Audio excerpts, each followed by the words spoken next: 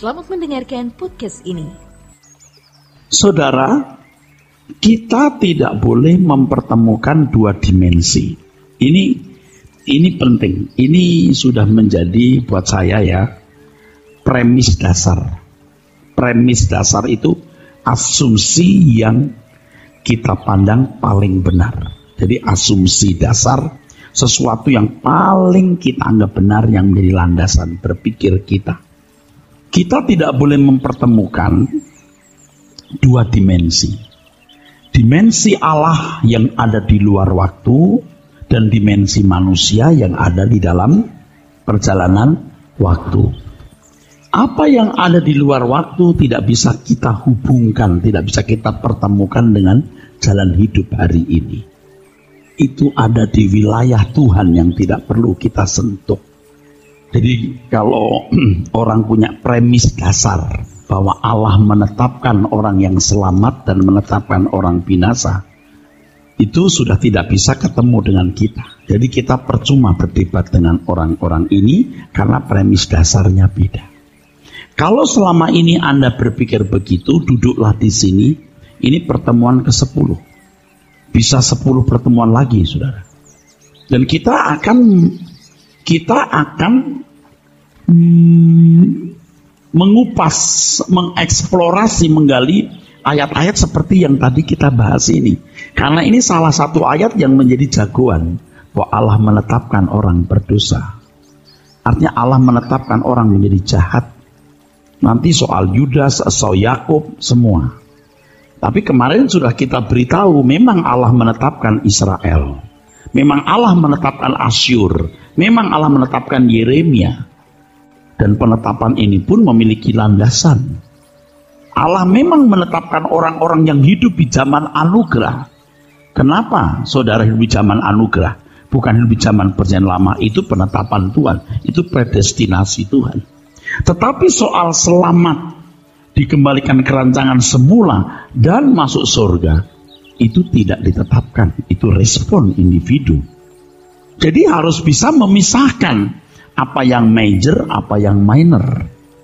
Penetapan Israel itu bukan penetapan kekal. Artinya tidak memiliki kaitan dengan keselamatan kekal. Tidak memiliki kaitan langsung.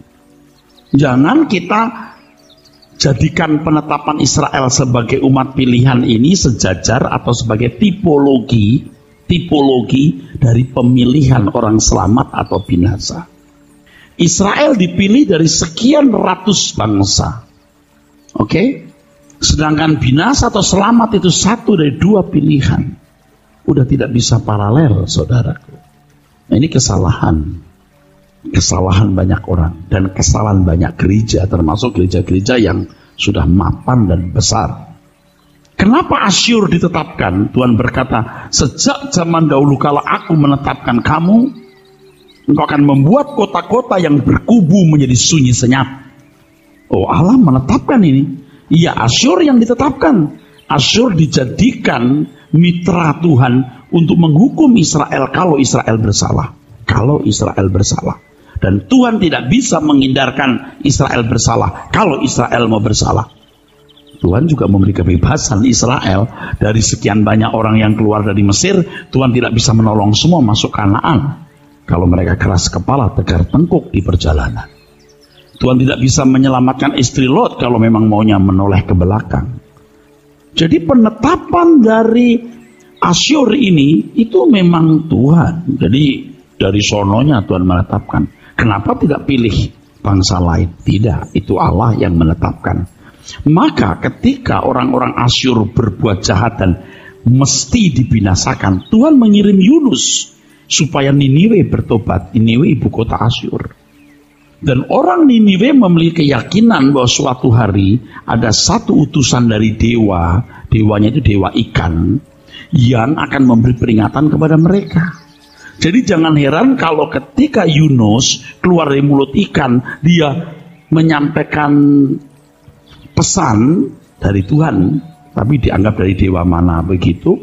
Dalam satu hari, misalnya 3 hari perjalanan kota besar Niniwe dikelilingi, hanya 1 hari sepertiga, 33% saja. tetapi kota Niniwe sudah bertobat. Kenapa? Karena mereka memiliki keyakinan itu, dan itu dibuktikan dengan penemuan arkeologi. Tuhan pun memakai cara berpikirnya orang Niniwe. Tuhan tidak memakai cara berpikirnya orang Yahudi, atau bahkan Allah pun tidak memakai cara berpikirnya sendiri. Allah ngikuti cara berpikir orang kafir ini, sebab Allah harus melestarikan orang Niniwe, Asyur, yang suatu hari akan menjadi alat di dalam tangan Tuhan untuk menghukum Israel kalau Israel bersalah. Pemilihan Yakub dan Esau nanti kita bahas khusus, saudaraku. Kalau Allah berkata aku membenci Esau, mengasihi Yakub, itu bukan sebelum kejadian. Sebelum kejadian Tuhan hanya mengatakan bahwa yang muda akan menjadi tuan bagi yang tua. Betul nggak? Dan itu pun juga sebenarnya bukan individu, itu bangsa. Sebab kita tidak pernah membaca secara lengkap utuh bahwa Esau menjadi hambanya Yakub. Yang benar Israel lebih kuat dari Edom, keturunan Esau. Karena harus dilihat dengan kacamata yang luas. Jadi pemilihan Israel, Asyur, Esau, Yakub itu tidak ada kaitan langsung dengan keselamatan kekal. Jangan jadi tipologi atau jadi gambaran, saudaraku. Oleh sebab itu kita tidak boleh mempertemukan dimensi Allah di luar waktu dengan dimensi manusia yang ada dalam perjalanan waktu. Bagi Allah semua ini sudah selesai. Tidak ada kemarin, hari ini, besok. Tidak ada. Tuhan tahu siapa yang sekarang di surga dan siapa yang di neraka. Yang mulia ada di luar waktu. Jangan dihubungkan dengan perjalanan waktu kita. Konyol, bodoh. Ngerti saudara? Seandainya ada penetapan dari Tuhan siapa yang selamat, siapa yang tidak selamat, kita tidak perlu bersentuhan. Ini urusan beliau yang mulia. Urusanku adalah tekun mendengar firman. Urusanku adalah taat dan bertobat. Urusanku adalah hidup suci. Itu urusanku. Ketika ada usaha mempertemukan antara dimensi Allah dan dimensi manusia, maka teologinya menjadi kacau sebenarnya. Dibutuhkan banyak buku-buku ditulis untuk membela pandangan ini. Nah, kalau kemudian saudaraku ada usaha mempertemukan antara kedaulatan Allah yang menetapkan manusia masuk surga atau neraka dengan kehendak bebas manusia, maka ini mempertemukan dua kutub. Harus bisa membedakan antara dua dimensi dan dua kutub. Ini istilah saya sendiri sebenarnya. Dimensi bicara soal waktu, kalau kutub bicara soal kedaulatan. Jadi ada dua kutub, kedaulatan Allah dan kedaulatan manusia. Jangan dipertemukan, tidak pernah ketemu. Sama dengan dimensi Allah di luar waktu dan dimensi manusia dalam waktu tidak bisa ketemu. Dua kutub ini tidak akan dapat dipertemukan. Masing-masing memiliki kawasan. Kawasan yang di atas, kawasan Tuhan itu tidak bisa ketemu dengan kawasan manusia. Ini tidak ada kesejajaran. Ada orang yang menerima penetapan Tuhan atas keselamatan individu, tetapi di pihak lain juga menerima fakta kehendak bebas manusia. Kalau jujur bahwa tidak akan ada sama sekali titik pertemuan, ini jelas-jelas memaksa. Kan di Alkitab memang ada ayat-ayat yang tadi kita baca itu, dan banyak lagi ayat-ayat yang mengesankan Allah menetapkan segala sesuatu. Tapi juga ada ayat-ayat yang menunjukkan manusia punya kehendak bebas. Betul saudara? Lalu ini gereja-gereja besar sehari ini rata-rata menerima dua-duanya. Satu sisi menerima penetapan Allah, satu sisi menerima kehendak bebas. Dan mereka berkata ini misteri. Oh salah. Ini tidak misteri karena tidak ada titik temu. Misterinya di Tuhan. Jadi begini, kedaulatan Allah dan kedaulatan manusia ini tidak ada titik temunya. Tolong ya, nggak ada titik temunya. Tapi ada orang yang memaksakan bahwa Allah punya kedaulatan menetapkan siapa yang selamat, siapa yang binasa. Manusia punya kehendak bebas. Biasanya mereka tidak mengatakan kedaulatan, tapi kehendak bebas. Nah, kalau saya menggunakan kata kedaulatan karena memang agak ekstrim saya. Kehendak bebas. Jadi dua-duanya ini diterima. Kalau jujur, ini memaksa. Sekarang saya memberitahu kepada saudara, ini ada di wilayah dimensi Tuhan. Betul? Ini di wilayah dimensi manusia. Ini kedaulatan Allah dengan kehendak bebas. Tidak ada pertemuan sama sekali. Kalau dipaksakan, dibutuhkan banyak buku untuk membela teologi seperti ini. Akhirnya orang nanti bertototan. Dan banyak orang membela teologi tapi tidak membela Tuhan. Jadi sibuk di teologi. Makanya belajarlah, saya beritahu. Mana ayat yang mengatakan Allah menetapkan. Nanti saya kasih tahu bahwa itu maksudnya tidak begitu.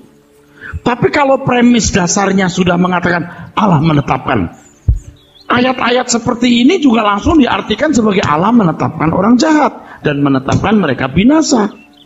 Seperti firman Tuhan mengatakan begini, yang dipilihnya dari sejak semula ditentukan untuk dimuliakan. Tuh, ditentukan. Itu premis dasarnya Allah menentukan orang selamat dan Allah menentukan mereka itu dimuliakan. Yang ditentukan dari semula, ya mereka dirancang menjadi seperti Yesus dan mereka dimuliakan. Tuh ditentukan. Kalau saya memandangnya tidak begitu. Yang ditentukan sejak semula itu artinya kelompok orang-orang yang hidup di zaman perjanjian baru. Itu ditentukan untuk menjadi sempurna seperti Yesus, dan kalau mereka sempurna mereka dimuliakan. Jadi orang yang hidup di zaman perjanjian baru harus sempurna. Itu maksudnya. Nggak ngerti maksudnya apa? Saya ulangi, saudara. Kalau premis dasarnya adalah Allah menetapkan segala sesuatu, coba dibaca dulu deh. Dibaca dulu Roma 8 ayat 28 dan ayat berikutnya. Maaf ya Bapak Ibu, saya lari-lari tidak sistematis. Tapi supaya saudara bisa mendapatkan perbandingan. Kalau Bapak Ibu mengerti kebenaran ini, Bapak Ibu akan jadi cerdas. Akan jadi cerdas. Sudah mulai nangkap nggak saudara? Saya ulangi ya. Soal itu dulu kedaulatan Allah. Kedaulatan Allah, kedaulatan kehendak bebas manusia. Jangan pakai kedaulatan karena orang nggak setuju nanti. Kedaulatan Allah, kehendak bebas manusia itu nggak ada titik temunya. Tetapi banyak, dan yang lebih banyak dan lebih kuat hari ini adalah orang yang mengakui satu sisi kedaulatan Allah yang menetapkan orang selamat dan tidak, dan juga menerima kehendak bebas manusia. Dan itu dianggap misteri. Ini misteri hidup. Menurut mereka harus konsekuen, terima saja karena Alkitab berkata begitu. Menurut mereka, loh saya baca buku-bukunya, sorry, nggak sekarang. Kalau saya berkata tidak begitu, kamu merasa konsekuen karena kamu tidak menafsirkan dengan benar ayat-ayat yang mengesankan Allah menetapkan, padahal itu tidak demikian. Maka you duduk di sini belajar. Nah, kedaulatan Allah itu dimensi kutub. Dua kutub, kedaulatan Allah kehendak bebas. Dua kutub ya, tidak bisa ketemu. Kedaulatan Allah ini itu di atas, itu dimensi Allah yang maha tahu. Dimensi Allah yang di luar waktu, betul? Sedangkan kehendak bebas ini dimensi waktu kita. Nggak ada titik temunya, jangan dipaksakan. Tapi ada kok Allah menetapkan. Mana ayatnya? Kita bedah dulu itu maksudnya. Jangan karena you tidak mengerti maksud ayat itu, lalu kamu punya premis dasar. Apa premis dasar? Asumsi yang dianggap paling benar bahwa Allah menetapkan. Nanti akhirnya memandang segala sesuatu dengan premis dasar itu. Misalnya Roma 8. Nah, 28 dibaca dulu. Kita tahu sekarang bahwa Allah turut bekerja dalam segala sesuatu untuk mendatangkan kebaikan bagi mereka yang mengasihi Dia. Iya, Allah turut bekerja dalam segala sesuatu mendatangkan kebaikan bagi orang yang mengasihi. Tidak untuk semua orang loh. Nah, kalau premis dasarnya bahwa Allah menetapkan orang selamat, nanti implikasinya Yesus mati untuk sebagian orang. Nanti begitu. Tidak untuk semua orang.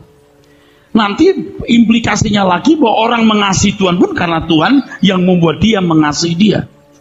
Makanya kan saya sering juga berkata, nggak mungkin kita bikin robot terus I love you, I love you, I love you.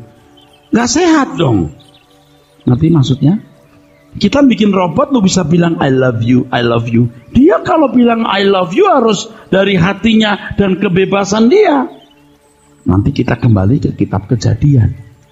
Adam itu diberi kebebasan loh, itu jelas pattern awal loh, basic loh. Nah, saya mesti memberi penjelasan yang benar. Betul saudara? Jadi premis dasarnya kita buang dulu deh. Yuk dengan kacamata jernih dulu deh. Yuk nggak punya premis, saya nggak punya premis juga deh ya. Betul? Kita sama-sama nggak punya premis, kita dengan kacamata terbuka loh. Itu. Nanti implikasinya lebih luas lagi. Tuhan menaruh iman. Jadi jebret punya iman. Oh enggak, iman itu apa dulu? Kita bahas dulu. Kalau buat kita iman itu penyerahan diri kepada. Betul nggak? Kamu dibenarkan bukan karena perbuatan, benar karena iman. Betul. Iman itu apa dulu? Imannya Abraham. Karena Alkitab bilang iman Abraham kok. Jadi Abraham itu apa? Nurut, taat. Jangan lalu berkata dia taat pun karena Tuhan. Lah ya jadi kacau kan semua. Jadi sandiwara semua kan. Itu yang tidak benar. Tapi dasar sudah mengakar teologi itu. Orang nggak mau ngalah. Karena premis dasarnya sudah kuat. Dan mereka itu punya gereja besar-besar, teolog-teolognya hebat-hebat, bukunya banyak-banyak. Lalu saya dianggap anak kemarin sore yang baru muncul. Ya nggak apa-apa. Sekarang kita belajar di sini Roma 8. Ayat 29. Baca bro. Sebab semua orang yang dipilihnya dari semula, mereka juga ditentukannya dari semula. Terus, untuk menjadi serupa dengan gambaran anaknya. Yang dipilih, yang hidup di zaman perjanjian baru, yang mendengar Injil. Karena tidak semua orang mendengar Injil. Betul? Nggak semua orang hidup di zaman perjanjian baru. Nggak semua orang punya kesempatan yang sama. Dia boleh tinggal di Jakarta. Dia boleh hidup di zaman perjanjian baru. Tapi kalau matanya buta, telinganya tuli, terus idiot, ya nggak bisa juga. Tuhan nggak adil pak. Tapi yang diberi banyak dituntut banyak. Yang diberi sedikit dituntut sedikit. Dari hal itu pun juga sudah jelas kok. Dari hal itu pun jelas bahwa Tuhan tidak mungkin sewenang-wenang menetapkan. Sebab pada hukum yang diberi banyak dituntut banyak, yang diberi sedikit dituntut sedikit. Dan kalau Bapak Ibu sehat jasmani rohani mendengar Injil, saudara dipilih dari semula, ditentukan, ditunjuk ETK, ditunjuk untuk serupa. You tidak boleh jadi baik saja, you harus sempurna. Itu maksudnya. Maka kalau Tuhan berkata aku memilih kamu, bukan kamu yang pilih aku, supaya kamu berbuah. Wah kalau begitu manusia tidak berapa-apa. Memang ada prerogatif Tuhan, kenapa pilih kita yang tinggal di Jakarta bukan tinggal di pedalaman Papua. Betul nggak? Itu prerogatif Tuhan. Tapi yang diberi banyak dituntut banyak. Jangan lupa saudara. Tidak seorangmu datang kepadaku kalau tidak ditarik oleh Bapak. Ya betul. Ada orang-orang yang ditarik oleh Bapak. Petrus, murid-murid ini loh. Kalau mereka jadi anaknya Kaisar Diokletianus atau kaisarnya Roma atau anaknya Herodes, nggak mungkin jadi murid.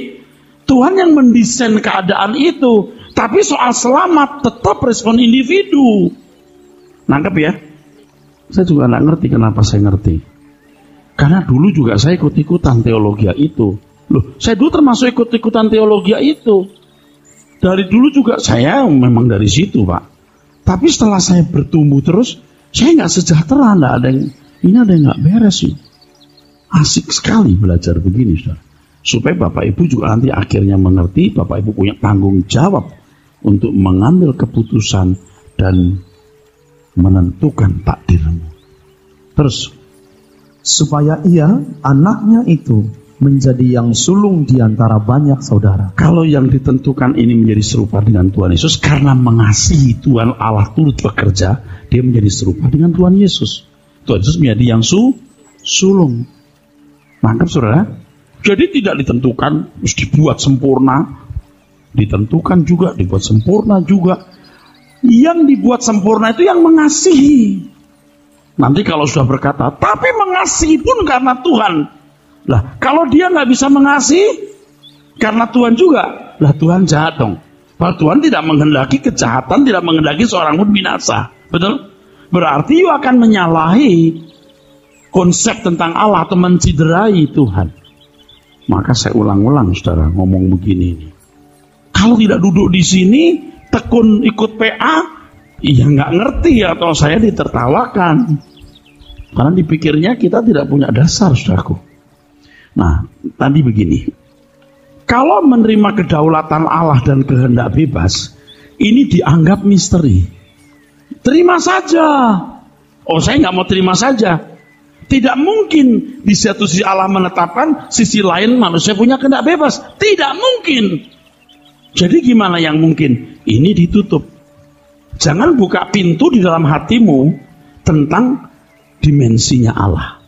Tutup pintu hatimu terhadap dimensi Allah. Tutup pintu hatimu, pikiranmu terhadap kutub yang satu. Buka hatimu terhadap dimensimu. Kita ada dalam berjalan waktu dan kutub kita, di mana kita punya kehendak bebas yang harus digunakan maksimal. Kalau kita mempertemukan dimensi Allah tersebut, maka kita tidak akan mempersoalkan adanya pertemuan antara dua kutub. Jadi kalau orang mempertemukan di dua dimensi, dimensi Allah, Allah yang ada di luar waktu, dan manusia dalam waktu dipertemukan, mereka pun juga tidak mempertemukan juga antara kutub Allah menetapkan dan kehendak bebas. Ini jadi kacau. Nanti akan terjadi kebingungan. Dan orang merasa, oh ini konsisten menerima Alkitab apa adanya. Bukan apa adanya, you salah menafsirkan soal Allah yang menetapkan itu. Kita terima apa adanya, Pak. Allah menetapkan, manusia punya kehendak bebas. Adanya begitu Alkitab, terima saja. Nah, you salah menafsirkan hal ketetapan. Karena premis dasarmu sudah ada. Dan kau melihat segala sesuatu dengan premis dasarmu itu. Bahwa Allah menetapkan segala sesuatu. Kita harus menjauhi wilayah Tuhan. Wilayah dimensi Tuhan di luar waktu. Kita harus menjauhi kutub kedaulatan Allah. Kalau bicara soal kedaulatan Allah, saya juga bisa bicara bahwa kedaulatan Allah tidak menetapkan orang selamat dan binasa. Tapi kedaulatan Allah menetapkan aturan dan tatanan. Kita mengakui dan menghargai adanya kedaulatan Allah. Dan tidak mencoba membuat rumusan teologi secara definitif yang berkaitan dengan rahasia misteri Allah. Oh, saya mengakui kedaulatannya, tetapi saya tidak akan membuat rumusan secara definitif tentang kedaulatannya. Dia menetapkan orang selamat atau binasa. Nah, aku tidak mau. Aku mengakui ada kedaulatan Allah, tapi kedaulatan yang menentukan tatanan. Bagaimanapun Allah tidak terbatas dan menyimpan berjuta, bermiliar, bertriliun rahasia. Dan aku tidak perlu tahu rahasia-rahasia Allah itu kuanggap sakral. Tapi yang perlu ku ketahui, harus ku ketahui yang bertalian dengan keadaanku dan nasibku dan takdirku. Orang masih maksa, tapi ada loh Pak ayat yang menunjukkan Allah menetapkan. Ayat yang mana? Yuk kita bedah. Makanya ayat-ayat seperti ini nanti kita bedah. Sebelum dunia dijadikan, Allah telah memilih kamu. Ini kamu dalam arti komunitas atau kamu dalam arti pribadi? Jemaat Efesus loh, betul nggak? Hari ini kota Efesus ada nggak orang Kristen? Hampir tidak ada. Di wilayah Turki tidak ada gereja sama sekali. Di wilayah Efesus. Lalu gimana? Makanya orang harus cerdas.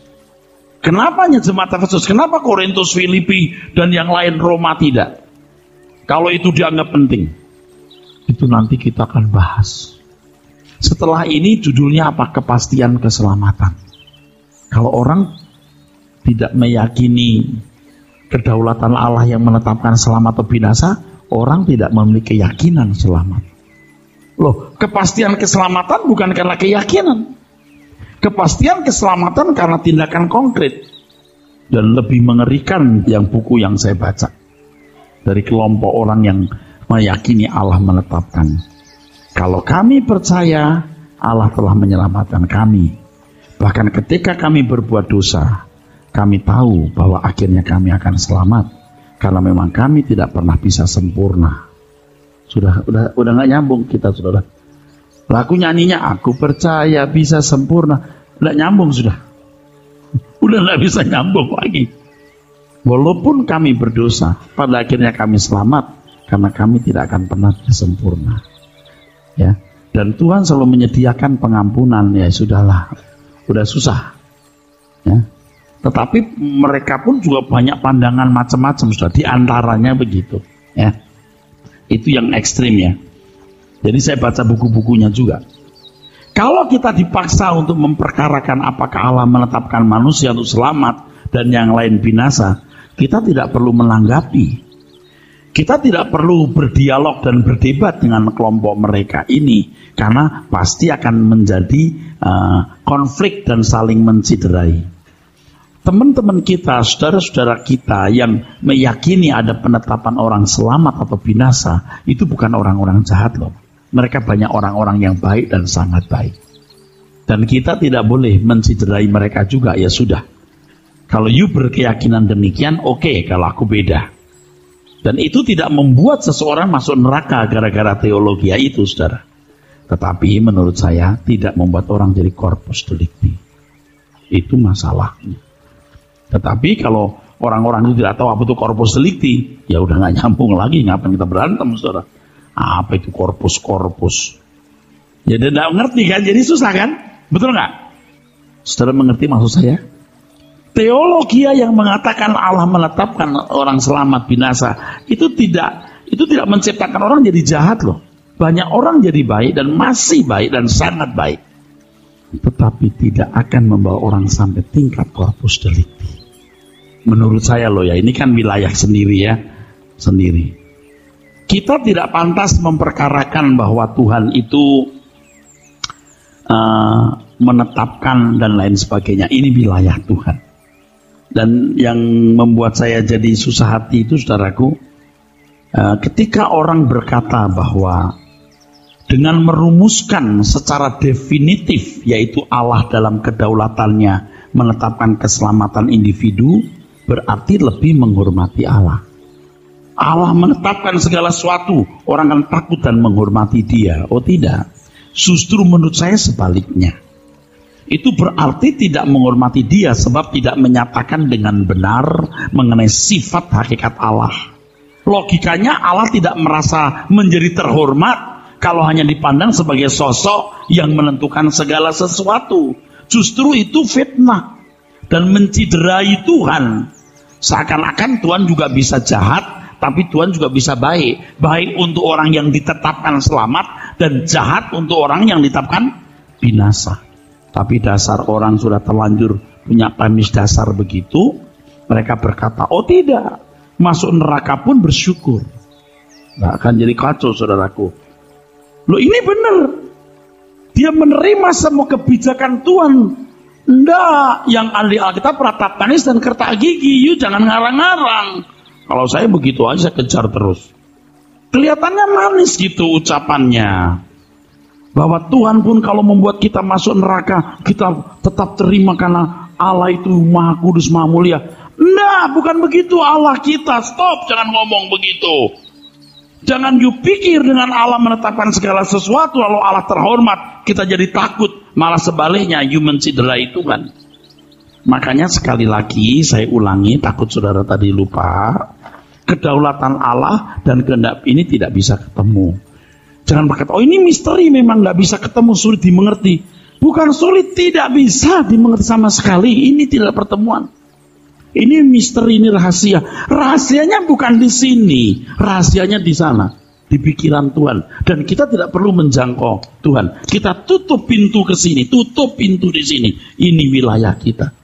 Itu kan kalau orang berkata, bahkan ketika Tuhan menetapkan seseorang masuk neraka, itu keadilan Tuhan. Saya bilang tidak.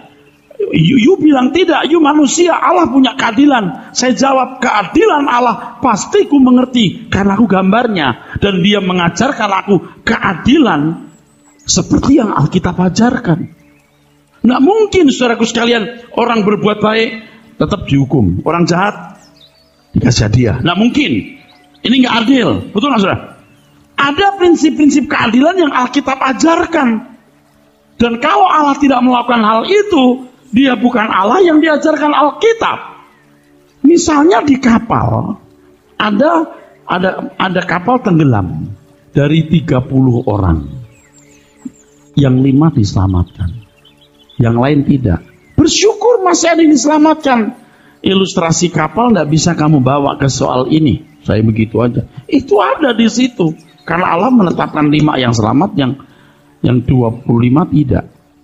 Nggak boleh dong kasih urusan begitu. Syukur masih ada yang diselamatkan. Lah buset, jangan gitu dong. Ini nggak bisa urusan begitu. Itu jadi ilustrasinya. Saya sih nggak mau terima. Saya nggak mau terima. Bagaimana dengan orang yang tidak ditetapkan selamat? Yaitu keadilan Tuhan. Nggak bisa. Karena Allah tidak mengajarkan kita keadilan macam itu. Yang benar apa? Yang benar masing-masing individu punya kehendak bebas. Kalau mau bicara soal misteri, itulah misteri manusia. Sebab kalau tidak begitu, manusia tidak bisa bertanggung jawab. Jadi ada misteri Allah yang maha tahu di luar waktu, ada misteri manusia yang gak kebaca. Nah oleh sebab itu masing-masing individu akan berkata, ada misteri di hatiku. Aku temukan, harus kutemukan misteri itu. Kurupakan dalam bentuk tindakan. Aku memilih Tuhan. Jadi gak misteri dong. Amin.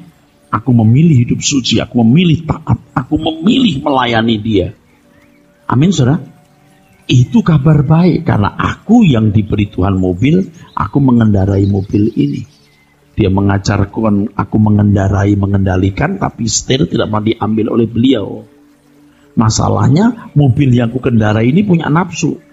Jiwaku rusak. Aku harus bergelut melawan ini. Ini misterinya. Tapi aku harus memenangkan misteri ini. Itu namanya tanggung jawab. Jangan begini, Allah menetapkan.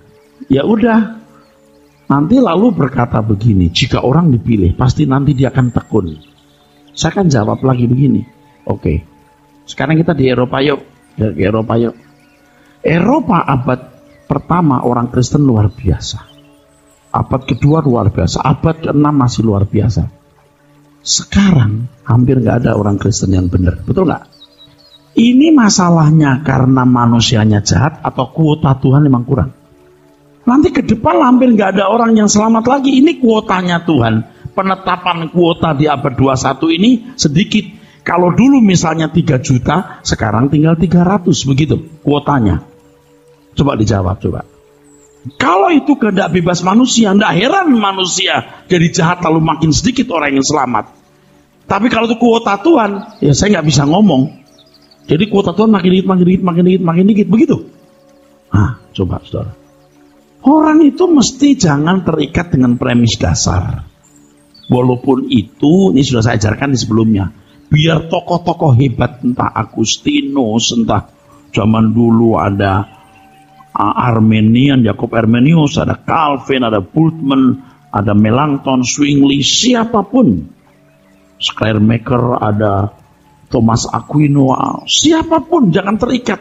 Kita lihat Alkitab hari ini dengan cerdas mempertimbangkan pandangan para teolog dengan fasilitas teknologi hari ini yang hebat. Begitu kita buka komputer semua bahasa muncul di situ. Terutama Yunani, Ibrani, kita bisa cerdas.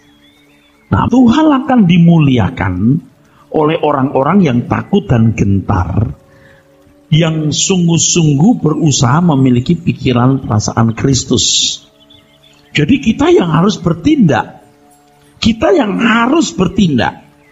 Pandangan dari pengertian ini akan menempatkan proses keselamatan pada tempat yang benar. Orang percaya akan mengerti bahwa mengerjakan keselamatan adalah proses real yang harus dikerjakan. Bukan hanya sekedar meyakini bahwa Allah sendiri yang mengerjakan semua. Masing-masing individu yang harus berjuang. Maka Petrus mengatakan, justru karena itu kamu harus dengan sungguh-sungguh berusaha untuk menambahkan kepada imanmu kebajikan, dan kepada kebajikan pengetahuan, dan kepada pengetahuan penguasaan diri, bla bla bla bla bla, sampai kamu memiliki hak penuh masuk kerajaan surga. Tuh, hak penuh itu dari perjuangan itu, bukan dari penetapan Tuhan sepihak. Seirama dengan itu Paulus mengatakan kerjakan keselamatanmu dengan takut dan gentar. Lalu dibantah, dulu waktu muda saya tidak tahu. Tapi Allah yang mengerjakan. Tuh Allah juga. Tapi setelah kita dewasa kita tahu kerjakan di sini katergezeste, Allah mengerjakan energon. Tidak sama kata mengerjakan. Nah, satu menyelesaikan, satu memberikan energon. Maka Paulus juga berkata di 2 Korintus 5 ayat 9-10, aku berusaha, baik aku diam dalam tubuh ini maupun di luarnya, supaya aku berkenan. Dia berusaha. Memang dasarnya, premisnya mengatakan ada kedaulatan Allah, ada kehendak bebas. Allah menetapkan, manusia punya kehendak bebas. Yang ditetapkan akan punya usaha sungguh-sungguh. Udah deh. Selesai deh. Kita nggak bisa ngomong dah. Karena premis dasarnya sudah begitu. Ketidaktahuan, maaf, dengarkan, ini penting. Ketidaktahuan apakah kita ditentukan selamat atau tidak, menciptakan tantangan bagi kita untuk sungguh-sungguh. Tuhan berkata, bukan orang yang berseru kepadaku Tuhan, Tuhan masuk kerajaan surga, tapi orang yang melakukan kehendak Bapa. Ini kan isyarat yang jelas. Kita harus melakukan kehendak Allah. Kalau tidak, berarti tidak akan menjadi umat pilihan yang terpilih. Saya kadang-kadang juga lucu, saudara, kalau membaca buku-buku mereka ini. Makanya saya sisir pelan-pelan.